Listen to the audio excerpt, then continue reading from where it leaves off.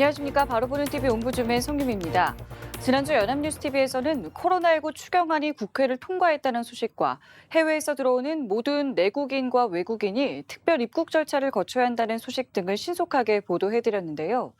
오늘 연합뉴스TV를 말한다 시간에서는 뉴스특보, 뉴스리뷰, 뉴스투나잇 등을 중심으로 이재원 시청자 평가원이 모니터한 내용을 전해드리겠습니다.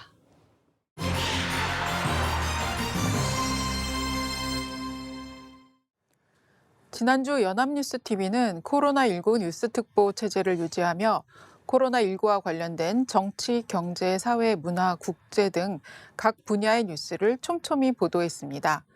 3월 16일 뉴스리뷰에서는 국내 코로나19 확산세가 산발적으로 집단 감염이 이어지는 양상이라고 보도했습니다. 신천지 대구교회에서 확진자가 무더기로 나온 이후 꺾이는 양상이었으나 수도권을 중심으로 산발적인 집단 감염이 이어지면서 긴장을 늦출 수 없는 상황이라는 건데요. 먼저 국내 코로나19 확진 환자의 80%가량은 집단 감염으로 발생했다며 신천지 교회와 관련된 확진자가 5천여 명으로 전체 확진자의 60%를 차지한다고 보도했습니다. 최근에는 경북과 부산 지역의 병원이나 요양기관에서 소규모 집단 감염이 발생한 데 이어 서울과 경기 등 수도권에서 집단 감염이 일어나고 있으며 특히 구로 콜센터와 관련해 100명이 넘게 감염됐고 성남 은혜회관 교회에서도 50명 가까운 확진자가 나왔다고 구체적인 숫자를 제시했습니다. 따라서 코로나19 장기화에 대비해야 한다며 정부가 사회적 거리 두기를 지켜줄 것을 거듭 강조했다고 전했습니다.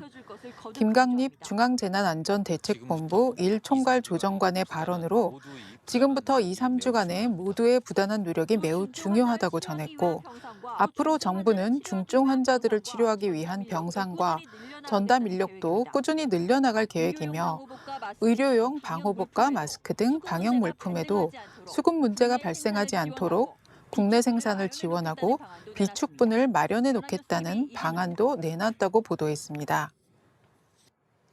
해당 보도는 구체적인 데이터와 전문가의 발언 등으로 취재의 신뢰도를 높였습니다. 전반적인 확산세는 줄어들고 있지만 지역의 집단 감염 가능성을 언급하며 정부 관계자와 감염내과 교수의 말을 인용했습니다.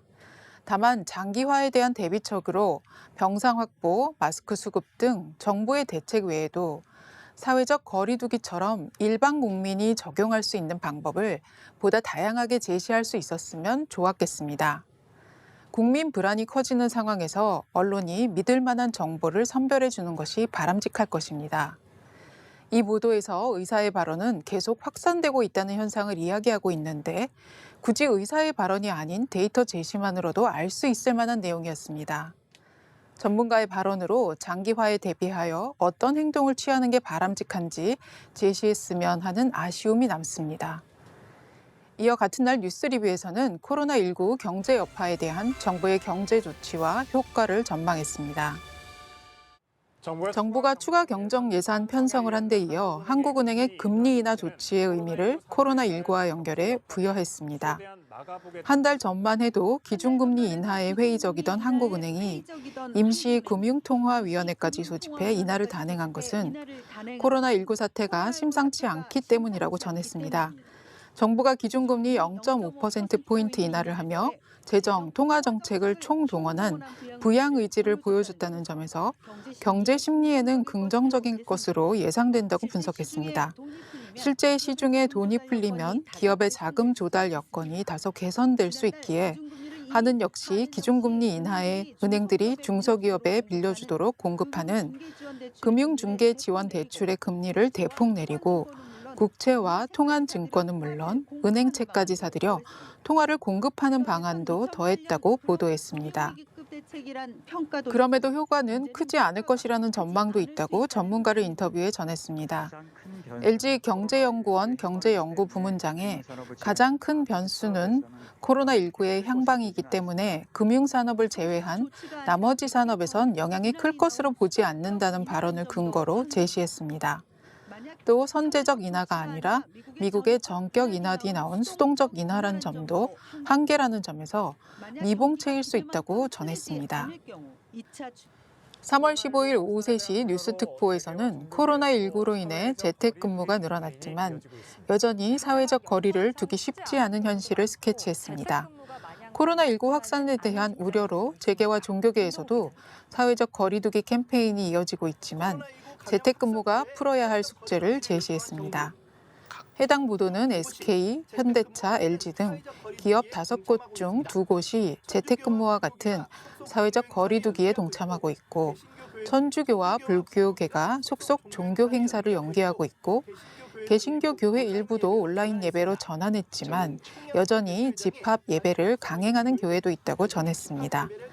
재택근무를 시행하는 기업들이 늘면서 평일 광화문 거리가 평소보다 한산해진 모습이지만 배송이나 영업, 생산직, 서비스업 등 출근이 불가피한 직종의 경우 재택근무가 쉽지 않다고 보도했습니다. 또 재택근무를 했거나 하는 중인 직장인과 자영업자는 35%에 불과하다고 서울시 설문조사 결과를 제시했습니다. 최근 서울 콜센터 집단 감염도 사회적 거리두기가 이루어지지 않아 대규모 집단 감염으로 이어졌다는 지적이 나온다며 서비스 노조 콜센터 지부장이 한 사회적 거리두기를 하기 어려운 콜센터의 근무 환경을 고발하는 발언을 인용했습니다. 해당 보도는 집회를 자제해달라는 정부의 안내로 시작해 재택근무를 하더라도 자녀와 함께 집에서 근무하기 어려운 상황, 내부 기밀 등 보안 유지의 어려움까지 사회적 거리두기의 필요성과 한계를 폭넓게 다뤘습니다. 전반적인 스케치가 그려지는 보도였지만 다각도의 문제 제기에 그쳐 다소 피상적으로 보였습니다. 향후 종교 집회를 강행하는 이유와 종교 집회의 사회적 거리두기 방법 및 문화 형성, 재택근무를 하지 못하는 이유, 효과적이며 안전한 재택근무를 위한 시도 등 보다 심층적인 보도가 이어지길 바랍니다. 3월 16일 뉴스 리뷰에서는 아시아와 유럽에 비해 상대적으로 코로나19 영향권에서 벗어나 있던 중남미에서도 확진자가 늘어나면서 비상이 걸렸다며 나라 밖 코로나19 소식까지 전해주었습니다. 중남미의 경우 아직까지 전 세계 17만 명이 넘는 확진 사례 중 수백 건에 불과하지만 자칫 방심하다 유럽 같은 상황이 벌어질 수 있다는 불안감에 강력한 선제 조치에 나섰다고 전했습니다. 아르헨티나는 가을을 앞두고 코로나19 확산을 우려해 국경 폐쇄를 선언했고 페루 역시 국가 비상사태를 선포하고 국경 폐쇄를 발표했으며 이미 국경 봉쇄를 선언했던 콜롬비아 정부는 모든 외국인의 입국을 제한하겠다며 대응 수위를 한층 높였다고 전했습니다. 우루과이와 칠레도 휴교령 등을 내려 집단적 사회 격리를 추진하고 있다고 덧붙였습니다. 하지만 남미에서 가장 많은 확진자가 보고된 브라질의 경우 정반대의 행보로 우려가 커지고 있고 수년간 미국의 제재로 경제가 망가지며 수많은 의료진이 떠난 베네수엘라도 코로나19가 확산될 경우 제대로 대응할 수 없을 것이란 지적이 나오고 있다고 우려를 전했습니다. 아시아, 미국, 유럽 등의 소식 중심으로 중남미 소식까지 자세히 정리 보도해줘 눈길을 끌었습니다. 3월 16일 오전 7시 뉴스 특보 스포츠 와이드 코너에서는 불과 2주 전까지만 해도 우리나라에서 뛰는 외국인 선수들이 코로나19 때문에 줄지어 한국을 떠났지만 코로나19가 전 세계적으로 공포의 대상이 되며 이제는 한국이 안전지대로 여겨지는 분위기라고 보도했습니다. 얼마 전까지만 해도 프로야구 구단들은 스프링 캠프가 끝난 뒤 외국인 선수를 현지에 남겨두고 자율 훈련을 지시한 뒤 귀국하는 추세였지만 미국의 감염자 수가 급속도로 늘어나면서 상황이 바뀌어 국내 훈련에 합류할 것을 권유하기 시작했다는 소식이었습니다. 이어서 3월 16일 뉴스 투나잇에서는 코로나19에 영향받는 문화계 소식을 전해주었는데요. 문화계에서는 코로나19 확산으로 최근 전염병을 다룬 대중문화 콘텐츠에 대한 관심이 높아지고 있다는 내용을 보도했습니다. 최근 전 세계에 동시 공개된 넷플릭스 드라마 킹덤 시즌2는 조선시대 원인 모를 역병에 걸린 생사역이라는 좀비의 등장을 다뤄 코로나19 사태를 연상시킨다고 전했고 전염병을 다룬 옛 영화 컨테이전과 감기 등이 재조명을 받고 있다고 보도했습니다. 코로나19로 극장가가 얼어붙은 가운데 안방극장에서는 현실을 반영한 문화 콘텐츠들이 주목받고 있다고 분석했습니다. 해당 보도는 코로나19와 같은 전례 없는 상황을 반영한 문학의 상황을 현실적으로 전해주었습니다. 해당 드라마와 영화의 제작자 인터뷰도 삽입해 전염병을 다룬 이유도 짚어주어 깊이 있는 해석을 시도했습니다. 다만 감기의 감독 인터뷰는 2013년 영화 개봉 당시 공식 일정에서 발언한 것으로 보이는데 인터뷰 시기를 적시해 준다면 보다 정확한 보도가 될 것입니다. 연합뉴스 TV는 정치, 경제, 사회, 문화, 국제 등 각 분야의 소식을 코로나19와 긴밀히 연결해 전염병이 우리 삶에 미치는 여파를 빠르고 생생하게 전해주고 있습니다. 다만 정부 주도의 발표를 전하는 데 치우치기보다는 보다 일반 국민들의 시각이 좀 더 강화될 필요가 있어 보입니다.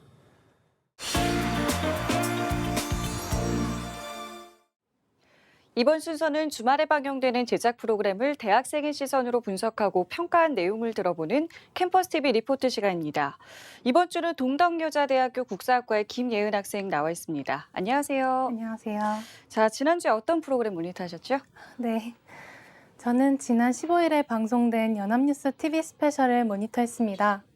이번 방송에서는 급속도로 코로나19 확산이 진행된 대구와 이를 돕는 많은 사람들에 대해 다루었습니다.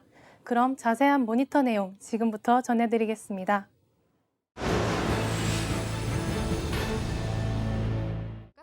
방송은 첫 확진자가 나온 대구광역시 신천지 교회에서 시작합니다.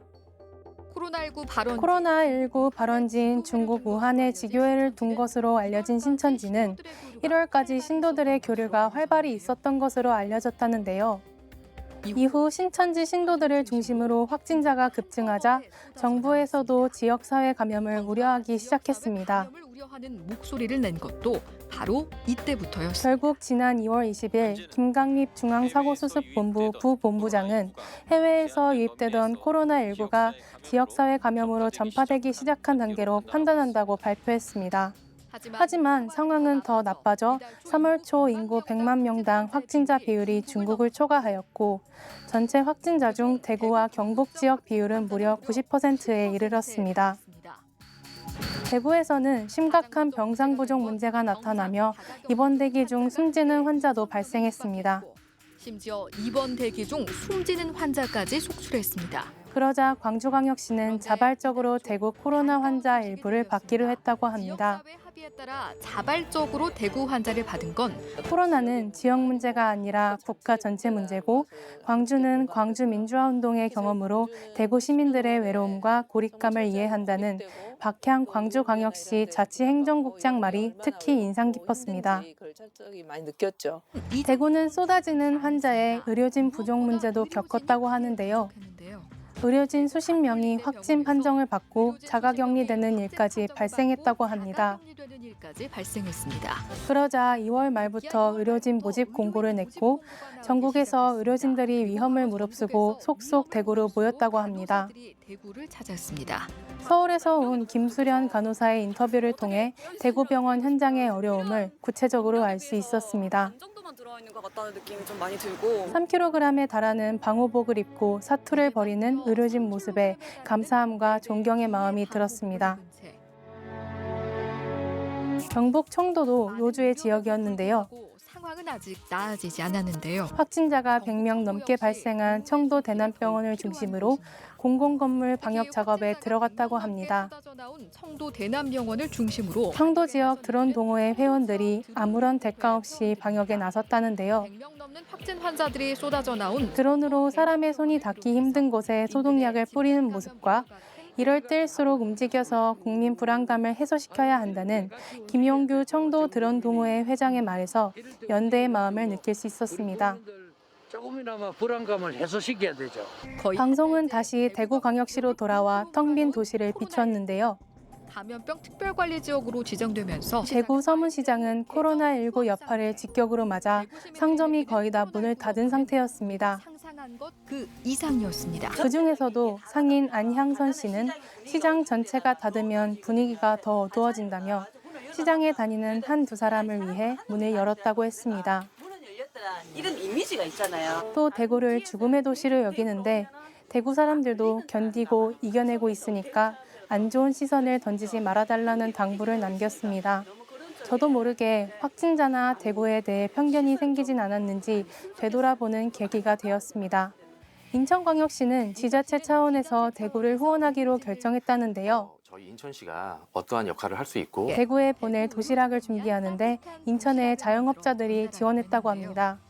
점주들도 일부 비용을 부담하며 대구시청에 하루에 도착하는 기본 물품이 20톤 정도 된다는데요. 정성이 모아지고 있습니다.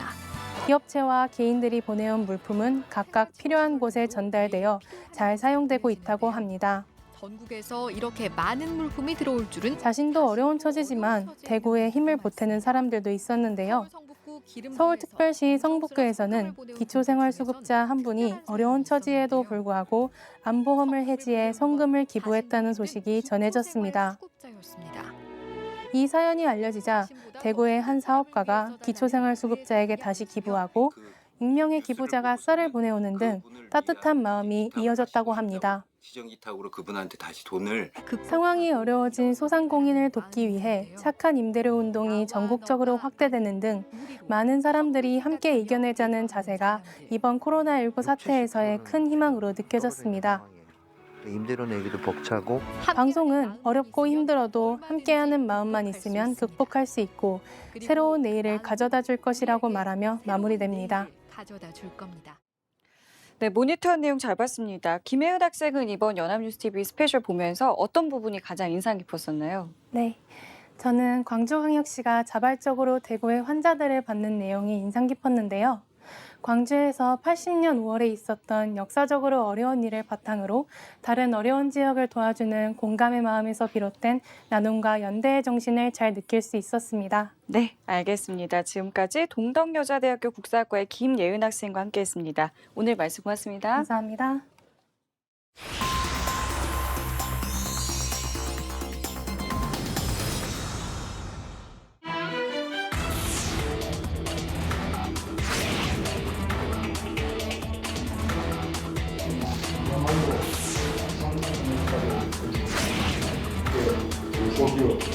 경제 난국을 헤쳐나가려면 더 많은 대책이 필요합니다. 코로나19로 인해 수입을 잃거나 일자리를 잃은 사람들에 대한 지원 대책도 고민해야 합니다.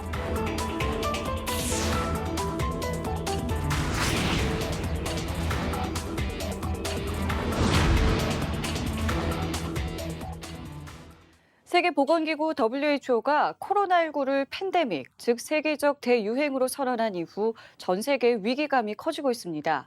가뜩이나 얼어붙은 세계 경제가 본격적인 침체로 이어질 것이라는 전망도 지배적인데요. 오늘 TV와 비평 시간에는 이 코로나19로 인해서 국내외 경제에 대해서는 우리 언론에서 어떻게 보도하고 있는지 자세히 알아보도록 하겠습니다. 오늘 경희대학교 커뮤니케이션 연구소의 이장환 교수 나오셨습니다. 안녕하세요. 안녕하세요. 자, 말씀드린 대로 이 팬데믹 선언 이후에 세계 금융시장이 그야말로 요동쳤습니다.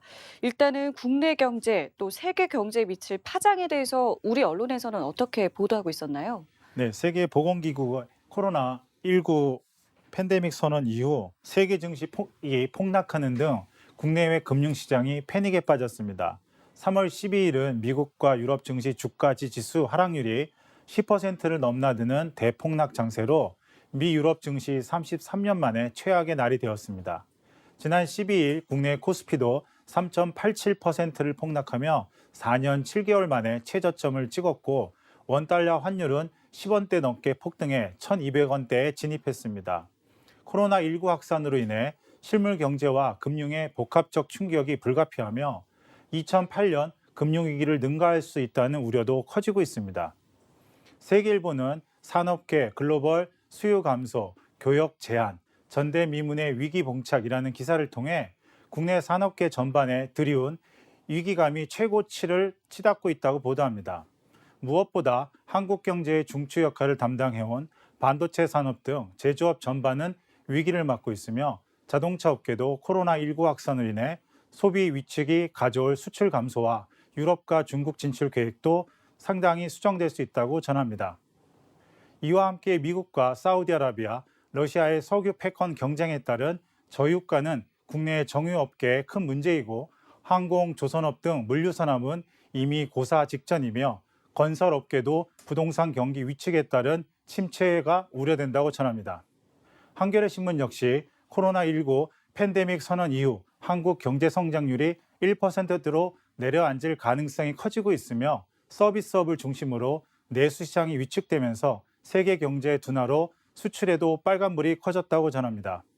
또한 전문가들을 인용해 정부는 적극적인 재정, 통화 정책을 펼치면서 추경 예산 확대와 한국은행의 금리 인하, 개인과 기업 파산 예방을 위해 일시적인 감세와 자금 지원 등이 필요하다고 보도합니다.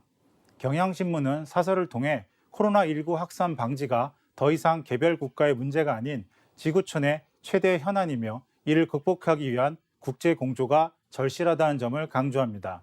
또한 장기적인 경제 침체를 막기 위해 공포 심리를 해소하고 경기를 부양할 수 있는 모든 수단을 동원해야 한다고 전합니다. 이처럼 언론은 WHO가 코로나19 팬데믹을 선언한 이후 세계 증시 폭락 및 세계 경기 침체 등으로 국내 경제 위기 극복을 위한 정부의 적극적인 방어와 특단의 정책이 필요하다고 전합니다. 네, 지난 17일에는 코로나19 추경안이 국회를 통과했습니다. 통과되기까지 여야 간의 이견도 있었는데요. 자, 일단 이번 추경 통과에 대해서 정치권 또 각계 반응을 언론에서는 또 어떻게 보도하고 있었나요? 네, 여야는 지난 17일 밤 코로나19 대응을 위한 11조 7천억 원의 규모의 추가 경정 예산안을 통과시켰습니다. 지난 5일 정부가 국회 추경안을 제출한 지 12일 만입니다. 막판까지 여야 사이에 팽팽한 신경전이 벌어졌는데요. 당초 여당인 더불어민주당은 코로나로 인한 경기 침체에 대응하기 위해서는 정부안보다 많은 15조 원의 수준의 예산이 필요하다고 주장해왔습니다. 하지만 미래통합당이 총선을 앞두고 현금을 지원하는 것은 포퓰리즘이라고 강하게 반발하면서 증액은 불발됐습니다. 결국 여야는 정부가 제출한 11조 7천억 원의 원안을 유지하되 코로나19와 직접적인 관련성이 떨어지는 예산을 삭감해 TK 지역의 지원 예산을 1조 원 정도 늘리고 소상공인과 자영업자 지원, 민생안전 사업 등에 투입하기로 합의했습니다. 이번 코로나19 추경 통과에 대한 언론의 보도를 살펴보면 조선일보는 지난 18일자 기사에서 이번 추경안의 약 88%는 10조 3천억은 적자 국채 발행으로 충당하기로 했다며 나라 빚이 그만큼 늘어난다는 의미라고 보도했습니다. 또한 이번 추경에 대해 세금을 엉뚱한 곳에 쓰거나 비효율적으로 쓰려 한다는 지적도 나온다고 전했습니다.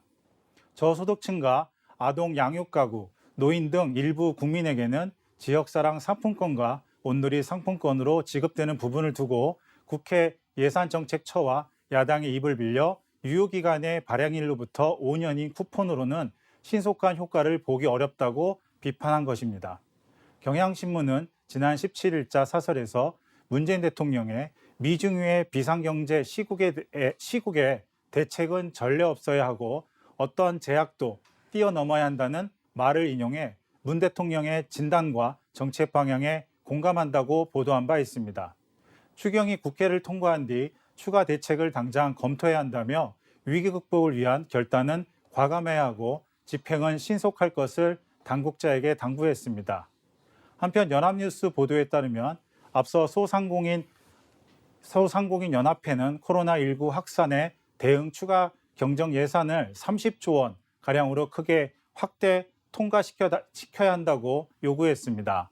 대한상공회의소는 12일 정부에 전달한 코로나19의 경제적 충격 극복 방안 긴급 건의에서 추경 규모가 최소한 2009년 글로벌 금융위기 당시의 추경 수준인 28조 4천억 원은 되어야 한다는 의견을 전달하기도 했습니다.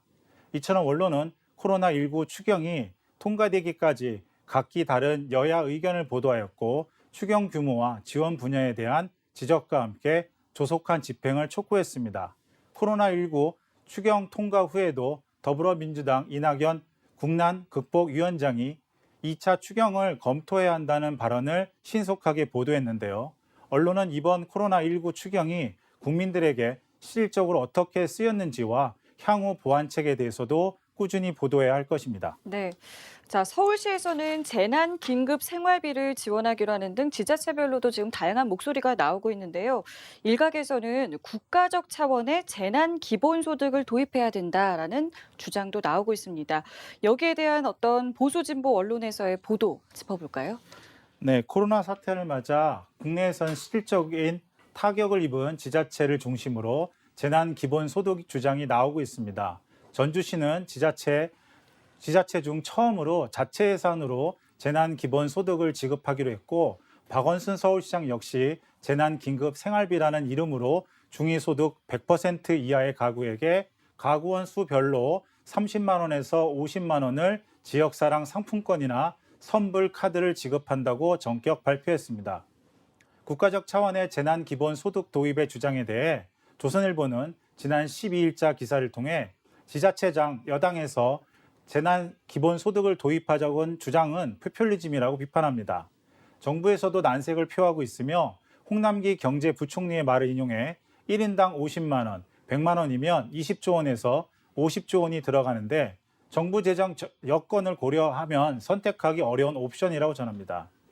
중앙일보 또한 모든 국민에게 100만 원을 퍼주자는 말에 재난기본소득이라는 말로 선동되고 있는데, 이는 총선용 현금 살표라는 미래통합당의 심재철 원내대표의 말을 인용해 보도합니다.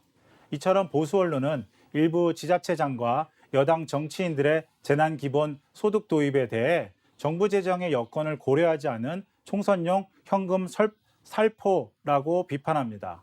한편 한겨레 신문은 2008년 글로벌 금융위기 등에 대처하려고 이명박 정부 때도 유가 환급금 제도를 시행했다면서 MB정부가 일괄적으로 중산층 이하에게 현금을 지급하는데, 지금 미래통합당이 재난수당을 현금 살포라고 주장하는 것은 당리당략의 무책임한 주장이라고 민간정책연구기관 윤영준 정책팀장의 주장을 인용해 보도합니다. 반면 경향신문은 재난기본소득 도입의 불필요성을 제시하면서 더불어민주당과 정부, 청와대가 김경수 경남도지사 등 당내 주요 인사들이 요청한 재난기본소득 도입에 대해 불가하다는 입장을 내놨다고 전합니다. 지난 10일자 기사에선 현금 살포식 재난기본소득으로는 코로나 극복에 도움이 안 된다는 미래통합당 김용태 의원의 말을 인용해 보도했습니다. 이처럼 진보 언론 중 한겨레 신문은 정부가 재난기본소득을 적극적으로 검토하고 도입해야 한다고 주장하고 있지만, 경향신문은 재난기본소득이 코로나19 극복에 도움이 되지 않는다는 입장을 취하고 있습니다. 하지만 보수 진보 언론 보도 내용을 보면 재난기본소득이 정말 필요한지, 다른 나라의 재난기본소득의 운용 사례는 어떠한지, 재난기본소득이 비용 대비에 효과가 있는지와 모든 국민에게 지급하는 현금 수당이 과연 경기부양 효과가 있는지, 마지막으로 세금 환급금 형식 등의 다른 방식의 지원 방법은 없는지에 대한 고민과 논의가 없다는 점은 아쉬웠습니다. 네. 이 코로나19 사태로 인한 경제적인 타격은 최소화하고 또 과도한 불안을 잠재우기 위해서 우리 언론은 어떤 역할, 또 어떤 보도를 해야 하는 걸까요? 네, 우리 언론은 코로나19로 인해 국내외 경제 위기에 대한 자극적인 보도로 시민들에게 공포를 조장하지 않았는지를 진지하게 성찰해 봐야 합니다. 따라서 언론이 코로나19의 경제적 파장을 보도할 때는 자체적인 가이드라인이 필요하다고 봅니다. 우선 많은 언론에서 다룬 경제 전문가의 발언이라도 불확실한 경제 상황에 대한 추측과 가장 보도를 지양해야 하고, 국내외 경제 관련 가짜 뉴스와 보도하기 전 다양한 경제 지표를 정확하게 팩트 체크해야 합니다. 두 번째로, 최근 언론이 코로나19 경제 파장을 보도할 때 예방 대응책보다는 경제 침체 등의 사건 중심의 속보성에 집착하는 문제가 심각합니다. 언론은 우리 경제 각 분야에 실질적이고 예상되는 어려움을 선제적으로 진단하고 대처 방안과 해결책 중심으로 보도해야 합니다. 이럴 때일수록 정치권과 경제산업 현장을 연결하는 역할이 우리 언론이 해야 할 필요가 있습니다. 마지막으로 언론인의 전문성과 경험 부족도 코로나19 경제 여파에 대한 깊이 있는 보도를 방해합니다. 전례 없는 상황이라 현장 기자들도 어려움이 많겠지만 경제, 금융, 실물경제 전문가의 의견을 이해하기 쉽게 보도하고 국제 공조를 촉구하는 노력을 할 수 있습니다. 우리 언론의 적극적인 역할을 기대하겠습니다. 네, 알겠습니다. 지금까지 경희대학교 커뮤니케이션 연구소의 이장환 교수와 함께했습니다. 오늘 말씀 고맙습니다. 감사합니다. 옴부즈맨 제작진은 시청자 여러분의 다양하고 소중한 의견을 기다립니다. 방송을 보고 느낀 소감을 연합뉴스TV 홈페이지 시청자 게시판이나 SNS로 보내주시기 바랍니다. 저희는 다음 주에 다시 찾아뵙겠습니다. 시청자 여러분 고맙습니다.